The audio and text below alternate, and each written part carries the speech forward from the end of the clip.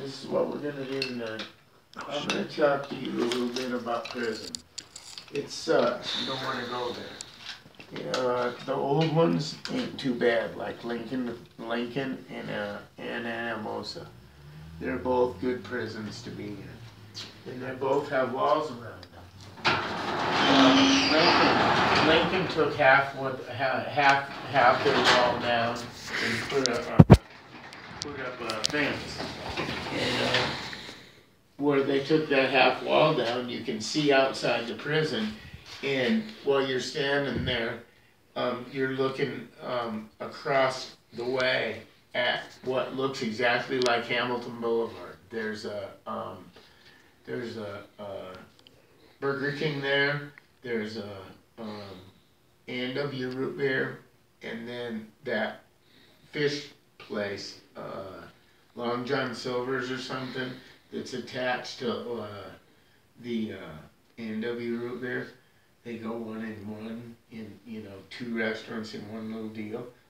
But anyway, so excuse me. No, I don't want you to, you're not gonna hurt. You're not gonna hit me. Hit you? No. No, because I'm not getting nothing. But I will. Yeah. Anyway, this Anamosa was pretty hardcore and weird, but it didn't have. I didn't know the people or whatever. That I couldn't get any real, drugs there. But I went to this place called Nebraska State Penitentiary where they put me in there, and I did from 1996 until 2002. It was like six and a half years. And it was straight, I didn't get out, I didn't get no paroles or whatever. I just sat in there for that long. And it was pretty hardcore. That bounced off me. But I got one bounced off me, that was cool. But I got along with people well, and I got it finally, after I got rid of my own depression. And quit laying on my bunk all day, doing nothing. I started working out, and I started getting in shape. I started to be able to think that I could get a job done at this Tech Industries, where you'd put these circuit boards together. And I went down there and took the test and passed with flying colors because my eye-hand coordination was really fast with what jobs that they were doing. And I went down there and I got a job. So, and the job paid actual street pay. And, they gave you a check every 2 weeks. And you didn't really see the check. The prison would send 1/3 of the check home to a bank of your choice or to your people, like my mom. 1/3 of it, and then put 1/3 of it on my books, and then the other 1/3 of it they got to keep it. So, for every $100, I got 60, and they got, they got 1/3, and I got 2/3. That would have been out of $100, they'd get 60, and I'd get. And what were you paid in that hour? I was paid $5, and I was the lead man and foreman, and made $5.75. But most inmates don't make that. No.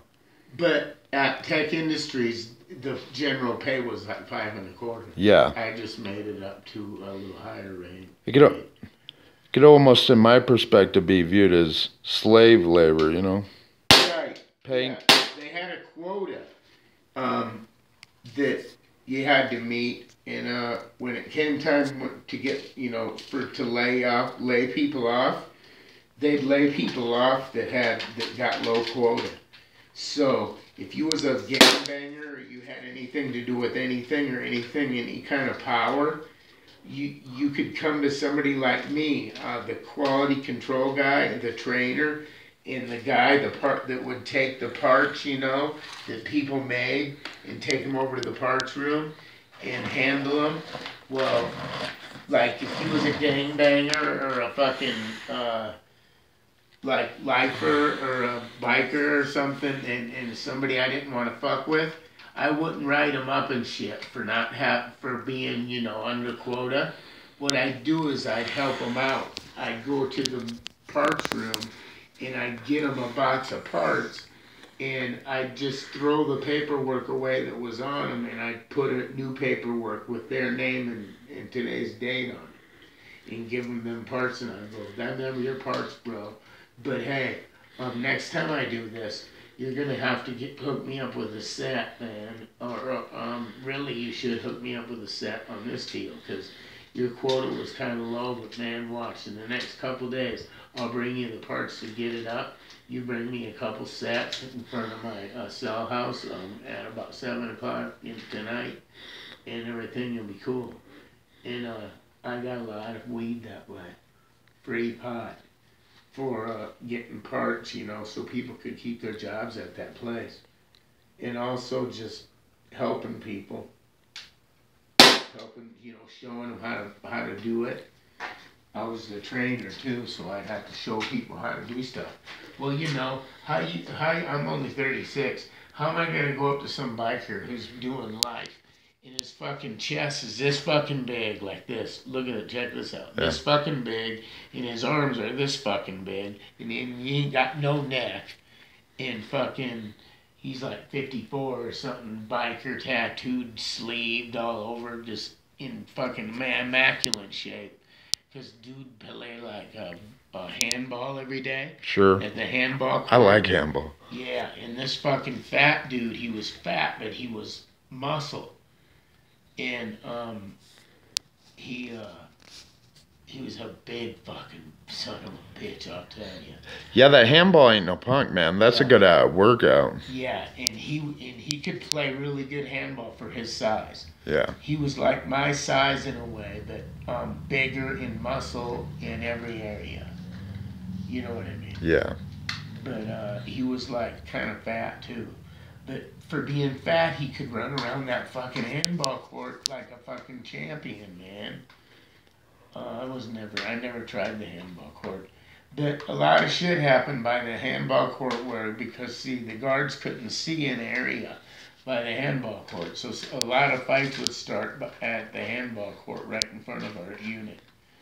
And when a fight started, if somebody had a fight going on over there, then the fight started, and you walked over there and you was watching it, you wouldn't get in trouble, but you might get shot with a rubber 357 slug, because that's what they shoot out at you. Because I've heard them whiz by my head several times. No, isn't it true? Get the fuck out of there. Isn't it true if an inmate goes over the fence, they use lethal rounds to? Instead of rubber bullets. Yeah. I'm pretty sure they do. Yeah, that's what I was. Yeah, they'd throw a clip in there with live real bullets. Yeah. Yeah, and then shoot at them. Yeah, till they're dead. Dead. Yeah, if they can hit them. First, you gotta go. They hit them. Yeah, you gotta be intelligent, I suppose. You gotta be able to hit them. Right. You gotta be able to do some shit. No. It's hard to get away from them joints because they got guard towers. Right. You know what I mean? Yeah. Animals had guard towers, and so did Nebraska State Penitentiary.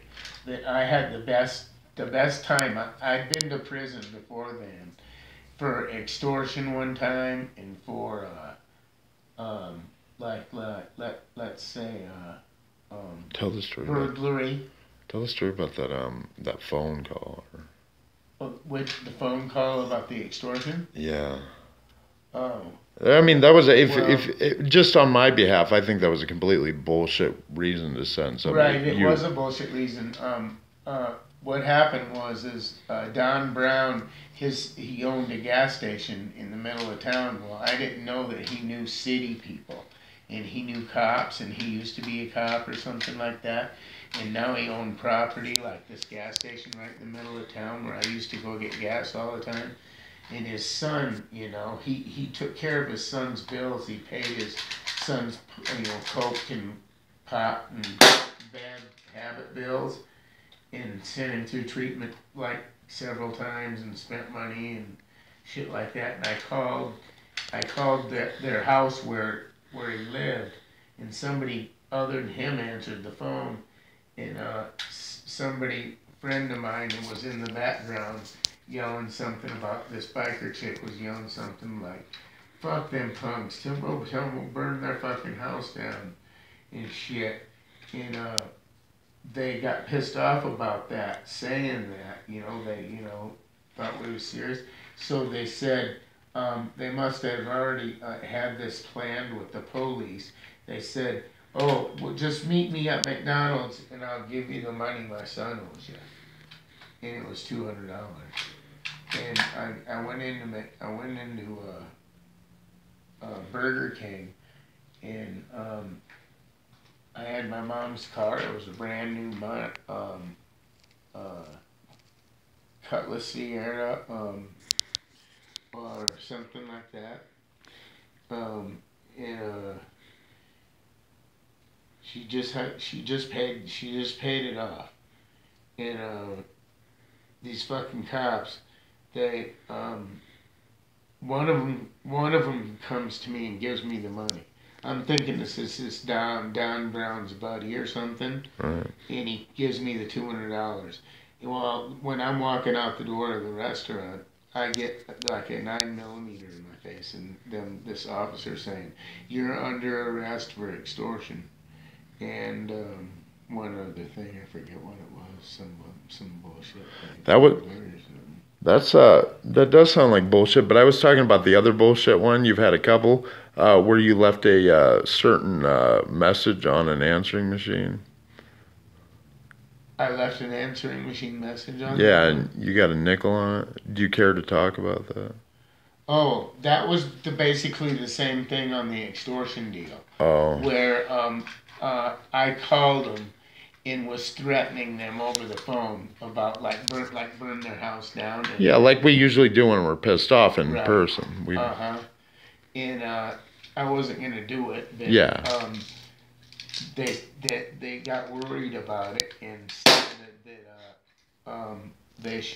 that I should meet them at Burger King at like say 10:30, 11:30 in the morning, and a guy in overalls or whatever, like let's just say would give me my money. Right. And the kid went to treatment or some shit like that. And I'm like, yeah, okay, he needs a treatment and shit like that.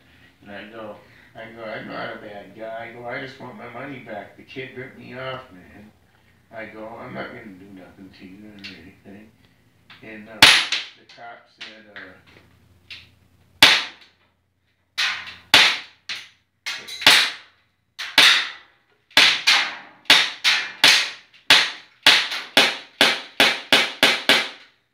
I hit that fucker about every time.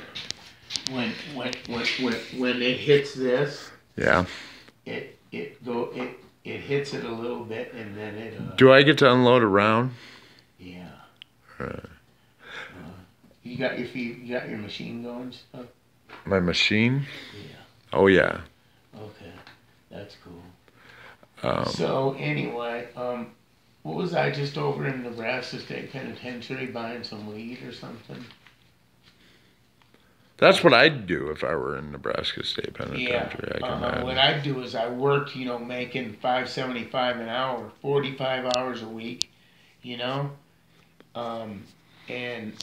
since I was lead man, I got tips like Klonopin and Xanax and weed as tips for showing, letting these guys get their quota on time and not writing them up, when they fucking fucked up on quality control. When I didn't write them up, everybody on the yard thought I was really fucking cool, man. I was the man. And nobody fucked with me because I had the best job in the whole prison, and I was really basically, if you wanted to make any kind of money, you had to know me and get through me. You know what? There was like a couple other lead men that they didn't have quite as much power and potency as I had, but because I had these little gangbangers on my side too that they liked me so much that this one brother Ross, he'd give me his sack, like when he'd get his sack in, his old lady somehow would get it to him, like kiss him or something, and then give him a balloon full of dope and he'd swallow it, whatever, of weed, killer weed, and he'd give me all his weed and have me roll it up for him, just, do me a couple Xanax, after work, and, sit there and just keep rolling them up till all of it's gone, and then keep about 3 joints myself, and then he'd give me about 2 for doing it, so I'd make about 5. So that's a set. A set is 2 small joints. So I'd make these sets up because you'd use 1.5 papers and just a little teeny bit of weed. But it'd be weed like this good weed shit we got. But not quite that good, but real good weed. A lot of times it had to be, to get you that stone. We should get the bong out here, or my bong out here, we'll say, while we're on camera. Anyway, speaking of weed, I'm gonna go outside and get the bong, and then we're gonna smoke some more. On camera? Yeah, we can smoke it. That'd be cool. That one.